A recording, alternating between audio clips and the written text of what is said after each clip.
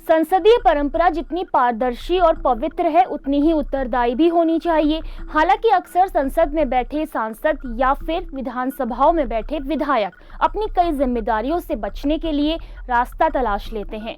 कई बार उन्हें उनके विशेषाधिकारी का सहारा भी मिल जाता है। ऐसा ही कुछ हुआ था 30 साल पहले, जब संसद में घूसकांड हुआ और सुप्रीम कोर्ट ने सांसदों के विशेषाधिकार को सर्वोपरि मानते हुए इसके लिए किसी को दोषी नहीं माना।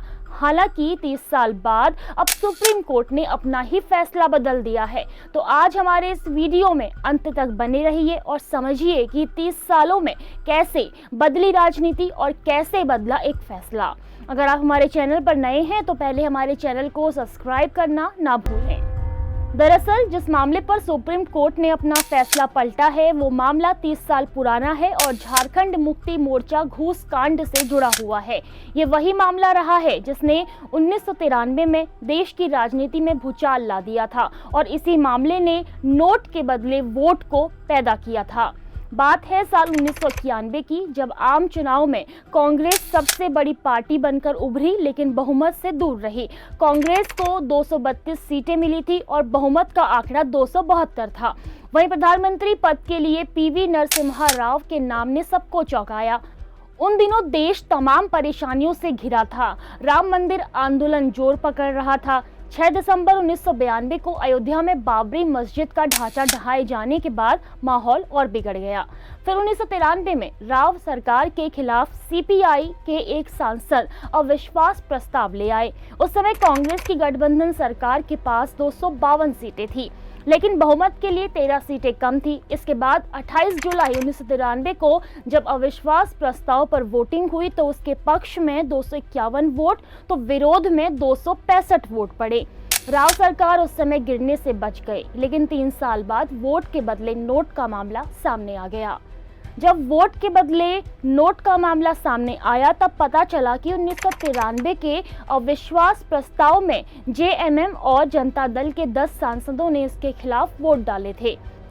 इसके बाद सीबीआई ने आरोप लगाया कि सूरज मंडल, शिबू सोरेन समेत जेएमएम के 6 सांसदों ने वोट के बदले रिश्वत ली थी। मामला सुप्रीम कोर्ट तक गया, जिसके बाद 5 जजों की बेंच ने 1998 में फैसला दिया कि संविधान के अनुच्छेद 105(2) के तहत संसद के किसी भी सदस्य को संसद में दिए गए किसी भी वोट के संबंध में किसी भी अदालत में किसी भी कार्यवाही के लिए उत्तरदायी नहीं बनाया जा सकता है। सुप्रीम कोर्ट ने उनके खिलाफ सभी मामलों को खारिज कर दिया।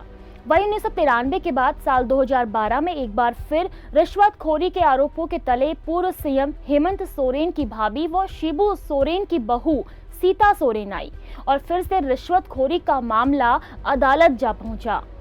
दरअसल 2012 में हुए राज्यसभा चुनाव के दौरान झारखंड के पूर्व मुख्यमंत्री हेमंत सोरेन की भाभी सीता सोरेन तब जामा सीट से विधायक थी। सीता सोरेन पर आरोप लगा कि उन्होंने राज्यसभा चुनाव में वोट देने के लिए रिश्वत ली, जिसके बाद सीता सोरेन पर आपराधिक मामला दर्ज हुआ। सीता ने हाईकोर्ट का दरवाजा खटखटाया और मामला रद्द करने की मांग की, मगर अपील यहां खारिज हो गई। हाईकोर्ट ने सीबीआई जांच के आदेश दे दिए। इधर सीता सोरेन ने सुप्रीम कोर्ट में गुहार लगाई और 1998 के फैसले का हवाला देते हुए कहा कि जिस तरह उनके ससुर को कानूनी कार्रवाई से छूट मिली थी, देश का संवैधानिक प्रावधान उन्हें भी सदन में हासिल विशेषाधिकार के तहत मुकदमे से छूट देता है।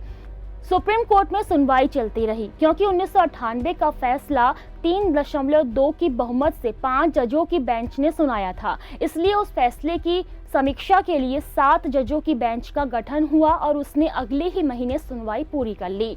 4 मार्च को सुप्रीम कोर्ट में न सिर्फ अपने पुराने फैसले को पलटा है बल्कि राहत देने से भी इनकार कर दिया है। कोर्ट ने साफ कहा कि अगर कोई भी विधायक सांसद पैसे लेकर सवाल या फिर वोट करता है उसे किसी भी तरह की कानूनी छूट नहीं मिलेगी। उनके खिलाफ भ्रष्टाचार का मुकदमा चलेगा।